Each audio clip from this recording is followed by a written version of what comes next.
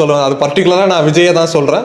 விஜய் அவர்களுக்கு சொல்ல வேண்டியது என்னன்னு பார்த்தீங்கன்னா, இன்றைக்கி நடந்த இப்போ வந்திருக்க எலெக்ஷன் ரிசல்ட்டில் அவர் வந்து நம்மளோட டிஎம்கேயோட வெற்றியை வந்து அக்னாலேஜ் பண்ண மாதிரி எனக்கு தெரியல.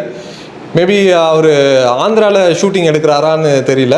மேபி தமிழ்நாட்டில் அவரோட படங்களை ஷூட்டிங் எடுக்காதனால காரணமாக என்னன்னு தெரியல. ஏன்னா சந்திரபாபு நாயுடுக்கு அவர் வந்து வாழ்த்துக்கள் தெரிவிச்சிருக்கிறாரு. இவர் வந்து சினிமா இண்டஸ்ட்ரியிலேருந்து ஒரு அரசியல்வாதியாக வரணுன்னும் போது அவருக்கு முன்னாடி இருக்கிற சினிமா துறையில் இருக்கிற அவங்களோட எக்ஸ்பீரியன்ஸ் பர்சன்களையாட்டையாவது பார்த்து தெரிஞ்சுக்கணும்.